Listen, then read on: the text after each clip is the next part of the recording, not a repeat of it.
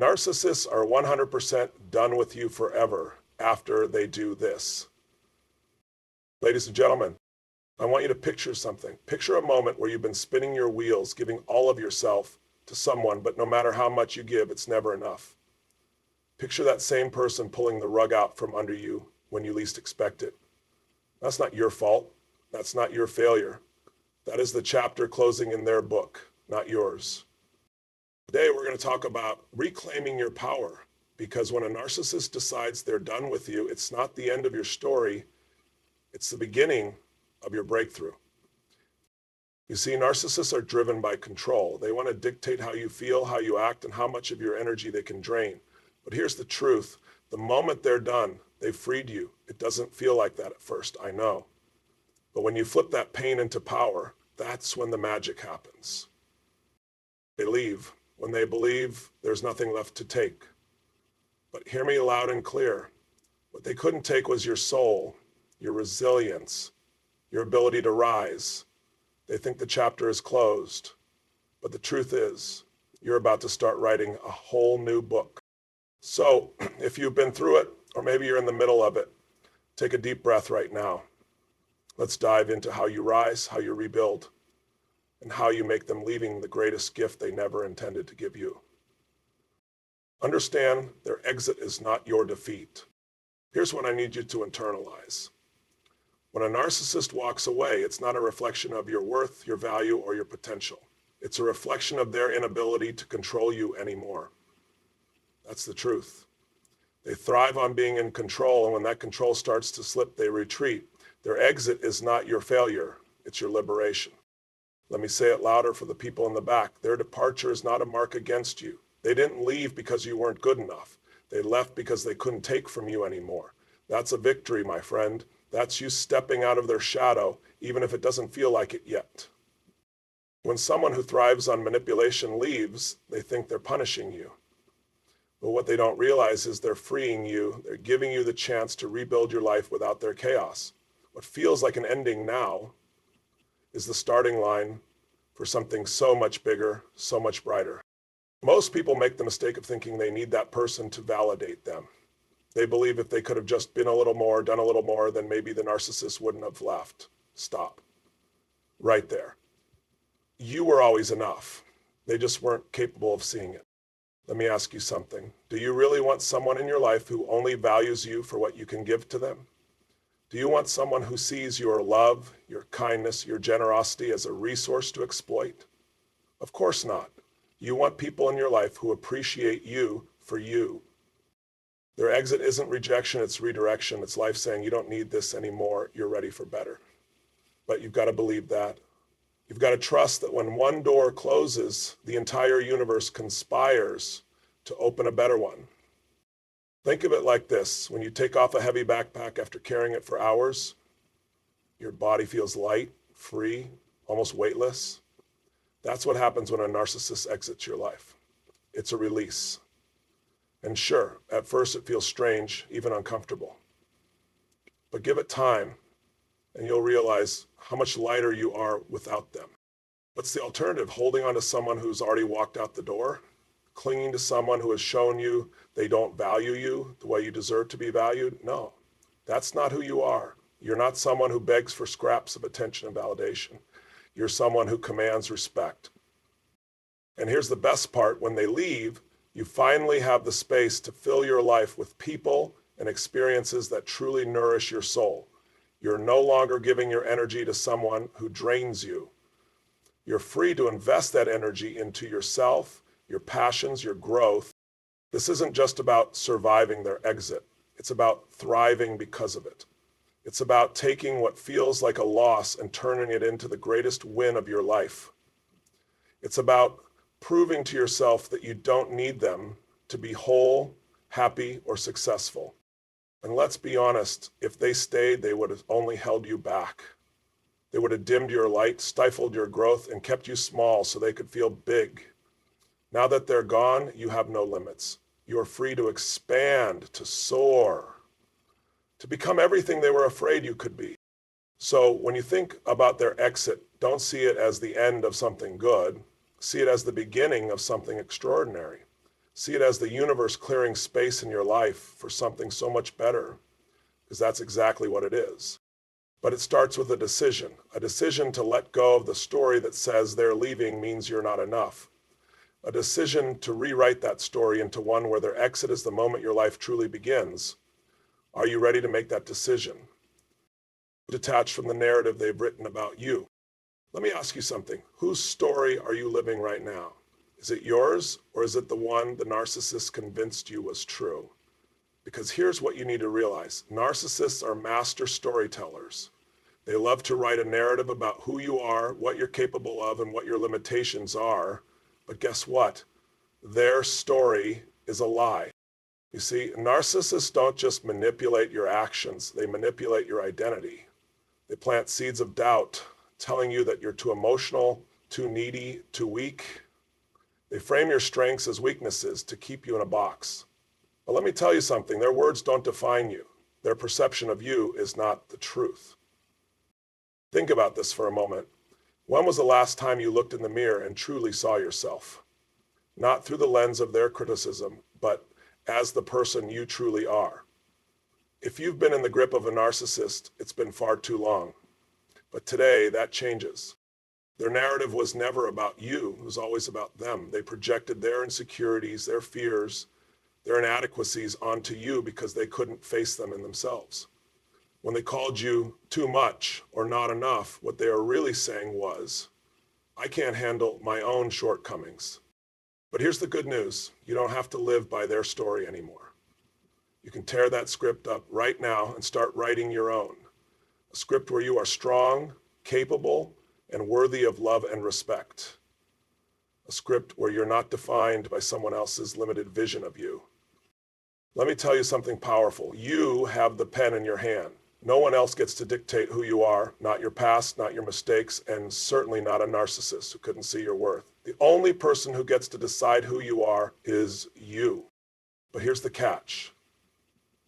You have to consciously detach from their narrative. That means catching yourself when those old voices creep in. That means reminding yourself that just because they said it doesn't make it true. That means standing up every single day and declaring, I am not who they said I was. It won't be easy at first. You've been conditioned to believe their story for so long that it feels like the truth. But little by little, as you rewrite the narrative, you'll start to see yourself more clearly. You'll start to recognize your own strength, your own beauty, your own potential. And here's the most important part. When you detach from their narrative, you reclaim your power. Because as long as you believe their lies, they still have control over you. But the moment you say, no more, you take that power back. You step into your truth, and nothing can stop you. So, what story do you want to live? One where you're a victim of someone else's manipulation? Or one where you're the hero who rose above it all? The choice is yours. And I know, deep down, you already know the answer. Start by identifying the lies they told you. Write them down if you have to. And then, one by one, replace them with the truth. If they told you you're weak, write down all the times you've been strong. If they said you're unlovable, list all the ways you show love and kindness. Build your truth brick by brick until it becomes unshakable. And remember, this is not about proving them wrong. This is about proving to yourself that you've always been right. You've always been enough. You've always been worthy. They just didn't want you to see it because they knew the moment you did, their control would be over. So detach from their narrative. Let it go. It doesn't serve you anymore. The only story that matters now is the one you're about to write. And let me tell you, it's going to be a masterpiece. Stop seeking closure from them. Let me ask you this. How many times have you replayed conversations in your mind trying to make sense of their behavior? How many nights have you stayed awake hoping for an apology, an explanation, or just a sign that they cared? I get it. We all want closure. But here's the hard truth. When it comes to narcissists, closure isn't something they give. It's something you create. Narcissists thrive on keeping you off balance. They don't want you to have clarity because clarity means freedom, and freedom means you're no longer under their control. They leave loose ends on purpose. They drop breadcrumbs, knowing you'll keep chasing them. But listen carefully. You don't need their permission to close the door. Closure isn't about getting answers from them. It's about finding peace within yourself. It's about accepting that you may never fully understand why they did what they did, and realizing that understanding doesn't change the outcome. What changes the outcome is how you choose to move forward. Think about this for a moment. If you're waiting for them to give you closure, you're still giving them power. You're saying, my healing depends on you. But you don't need them to heal. You don't need their validation to move on.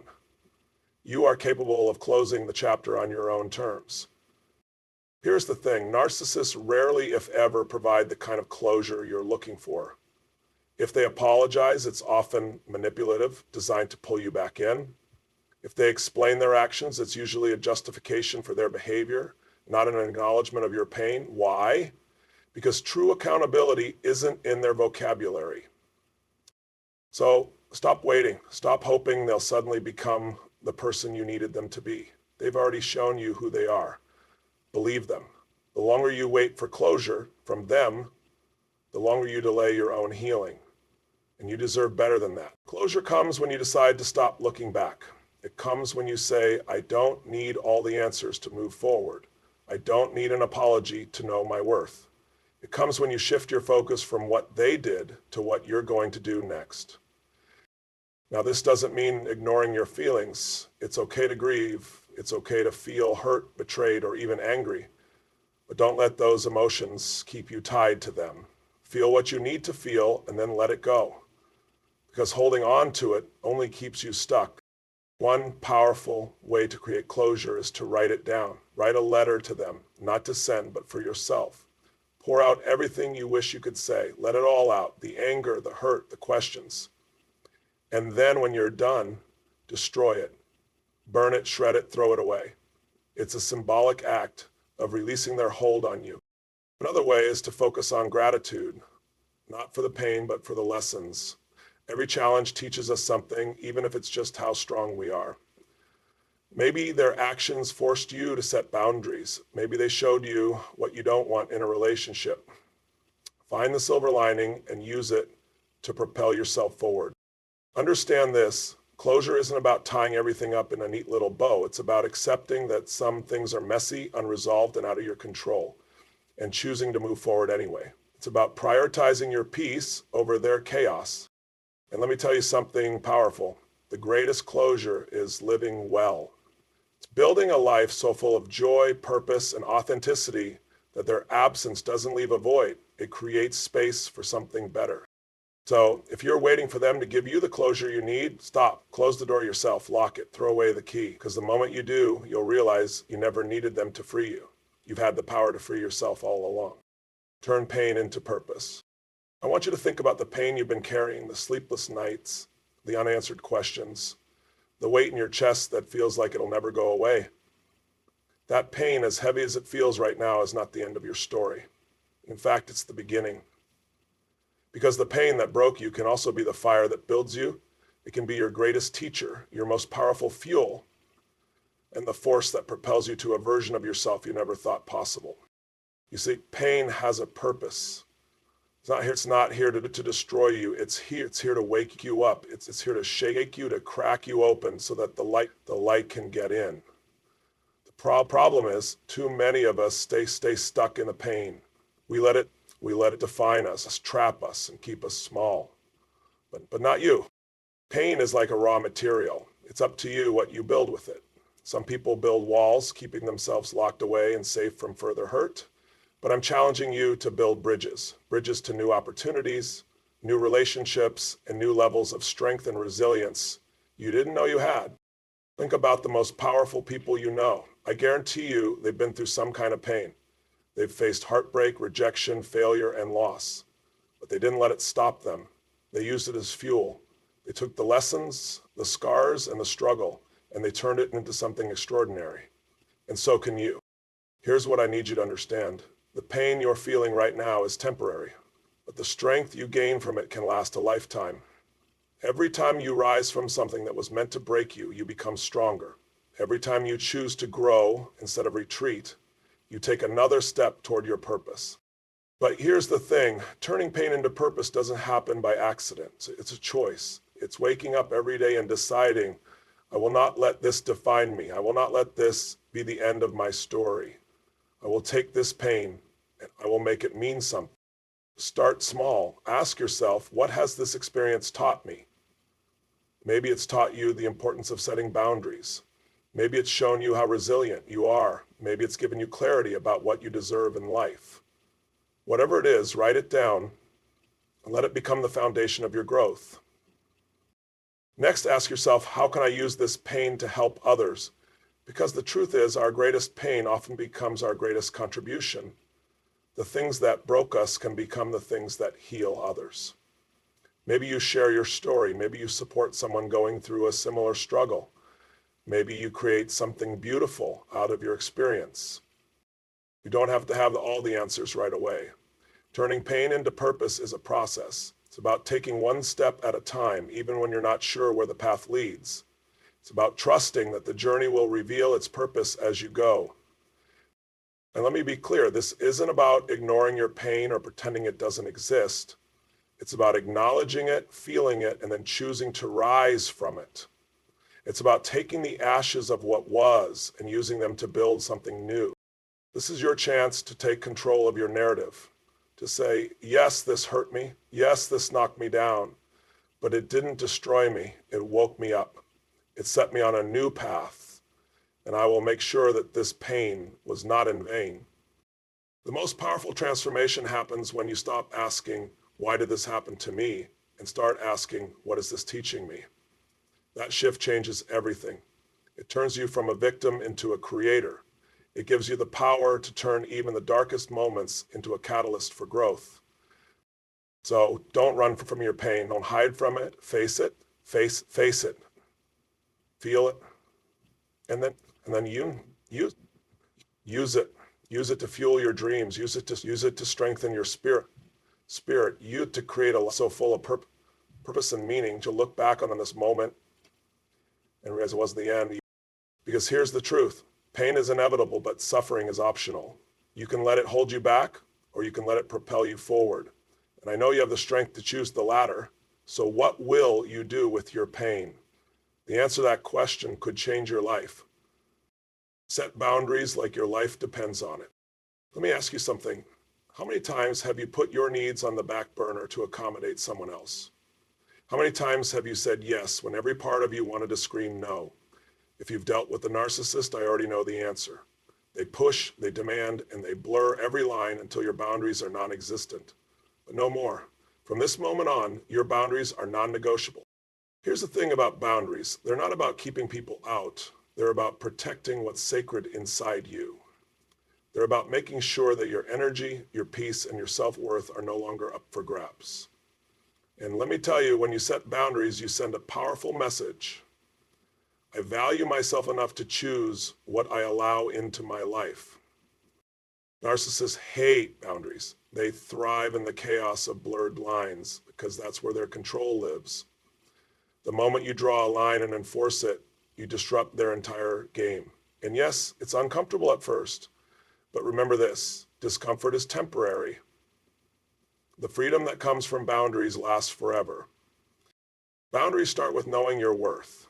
You can't set boundaries if you don't believe you deserve them. So let me tell you right now, you are worthy of respect, love, and consideration. You are worthy of saying, this is what I need and this is what I won't tolerate. Don't let anyone convince you otherwise. Now, boundaries aren't just about what you say, they're about what you do.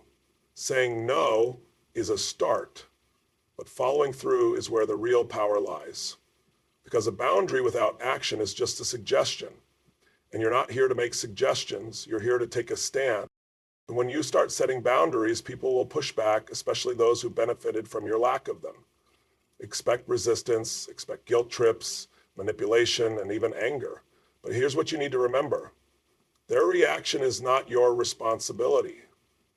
Your responsibility is to protect your peace. Setting boundaries isn't selfish, it's self-respect.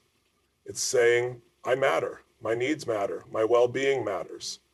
And let me tell you, when you start prioritizing yourself, you'll notice something incredible. The right people will respect your boundaries and the wrong ones will fall away. Don't get me wrong, setting boundaries is hard work. It takes courage to say no. It takes strength to walk away from situations and people that no longer serve you. But every time you do it, you're sending a message to yourself. I am worth protecting. And here's the best part. Boundaries don't just protect you from others. They also protect you from yourself. They stop you from overcommitting, overgiving, and overextending. They remind you to pause, to breathe, and to honor your own needs. Think of your boundaries like a fence around a garden. The fence doesn't stop you from sharing your garden with others, but it ensures that what's inside is protected. It keeps out the weeds and the pests so that what you're growing, your dreams, your joy, your peace, can thrive. The first step to setting boundaries, clarity. What are your negotiables? What are the behaviors, situations, or relationships that drain you? Get clear on what you need to feel safe and respected. Write it down if you have to. Clarity is your foundation. The second step is communication. Boundaries mean nothing if they're only in your head. You have to voice them, and yes, it's scary, but you don't have to justify or over-explain. A simple, this doesn't work for me, or I need some space is enough. Keep it clear, keep it calm, and most importantly, keep it firm. And finally, the third step, enforcement. This is where the magic happens. Because boundaries without enforcement are just empty words. If someone crosses your line, you need to follow through. That might mean distancing yourself, ending a conversation, or even walking away. Enforcement isn't about punishment. It's about self-preservation. So let today be the day you stop apologizing for your boundaries. Let today be the day you decide that your peace is worth protecting. Because when you set boundaries, you're not just saying no to others, you're saying yes to yourself. And that's the most powerful thing you can do. Reclaim your energy and focus. Let me ask you something. How much of your energy have you wasted on the narcissist? Be honest. How many sleepless nights did you spend trying to figure them out? How many hours did you waste walking on eggshells, analyzing their every word or trying to make them happy? Now I want you to picture something. All that energy, all that time, redirected back to you. Imagine the power, the focus, and the momentum you'd have if you reclaimed it all. You see, narcissists are energy vampires. They thrive on your attention, your reactions, and your emotional investment. Whether it's positive or negative, as long as they're at the center of your thoughts, they're winning. But here's the truth. The moment you stop feeding them your energy, their hold over you begins to crumble. Reclaiming your energy starts with awareness. You need to recognize where your mental, emotional, and physical energy is going. Are you spending your days replaying old arguments? Are you constantly checking your phone, hoping for or dreading a message from them? Are you letting their opinions dictate how you feel about yourself? If so, it's time to take your power back. Here's the first step, cut the cords. I'm not just talking about physical distance, though that's important too. I'm talking about the invisible threads of energy that tie you to them. Every time you dwell on what they did, every time you seek their approval, every time you let their actions control your emotions, you're keeping those cords intact, but you have the power to sever them. Start by setting an intention. Say it out loud. I reclaim my energy. I take back my focus. I choose to invest in myself. It might sound simple, but words are powerful. They set the stage for action. They remind you of your commitment to yourself every time you feel pulled back into their chaos. Next, shift your focus. Instead of obsessing over them, start pouring your energy into something that lights you up. Maybe it's a hobby you've neglected, a fitness goal, or a passion project. When you channel your energy into something productive, you'll start to feel a sense of control and accomplishment that they could never give you.